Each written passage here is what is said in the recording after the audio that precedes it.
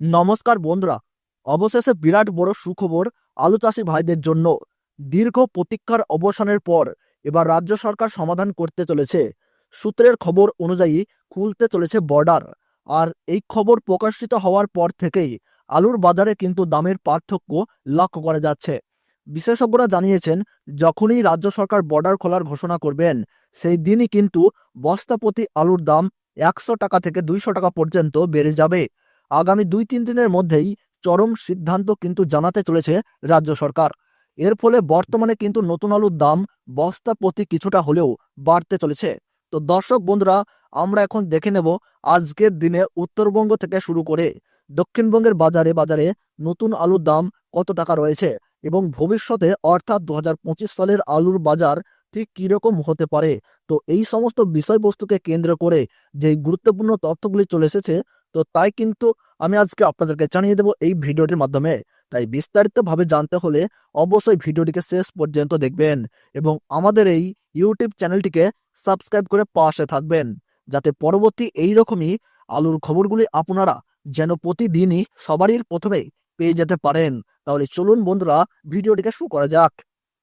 বর্তমানে মুখ্যমন্ত্রী মমতা বন্দ্যোপাধ্যায় উত্তরবঙ্গ সফরে রয়েছেন এবং সূত্র মারফত তিনি কিন্তু যে কোনো মুহূর্তেই যে কোনো সভা থেকেই ঘোষণা করতে পারেন যে দক্ষিণবঙ্গের বর্ডারগুলি খুলে দেওয়া হবে। এখনো যদি আলুগুলি হিমঘরে পড়ে থাকে তাহলে কিন্তু তা পচে পচে নষ্ট হয়ে যাবে। এছাড়া উঠতে শুরু করেছে নতুন আলু। বাজারে আলুর চাহিদা কমে গিয়েছে। সমস্ত জায়গাতেই কিন্তু আলুর যোগান লক্ষ্য করা যাচ্ছে। আর বাজারে বাজারে আলুর দাম তাও কমে এসেছে। এই সব কিছু পরিস্থিতির উপর লক্ষ্য করে রাজ্য সরকার কিন্তু এই মুহূর্তে বর্ডার খোলার জন্য সুর নরম দেখা যাচ্ছে। এই বছর আলু চাষের প্রথম দিক থেকেই আলুর গাছ কিন্তু প্রত্যেক জায়গাতেই ভালো রয়েছে এবং আলু চাষের জন্য অনুকূল পরিস্থিতিও বজায় রয়েছে, যার ফলে প্রত্যেকটি জায়গাতেই এই বছর আলুর ফলন বাম্পার হতে চলেছে। আজ সোনামুখীতে নতুন আলুর দাম চলছে পোখরাজ হিসাবে মাঠে চাষি ভাইদের জন্য 400 থেকে 420 টাকা। কৌতুলপুর সংলগ্ন এলাকাতে আজ মাঠেই কিন্তু নতুন আলুর দাম চলছে 390 টাকা থেকে 400 টাকা। পয়েন্ট লোড হিসাবে শোনা যাচ্ছে 435 থেকে 445 টাকা। বর্ধমান জেলার জামালপুরে নতুন পোখরাজ আলুর দাম কিন্তু মাঠেই চাষি ভাইদের জন্য রয়েছে 415 থেকে 425 টাকা এবং এখানেই পয়েন্ট লোডের দাম কিন্তু শোনা যাচ্ছে 465 টাকা প্রতি বস্তা।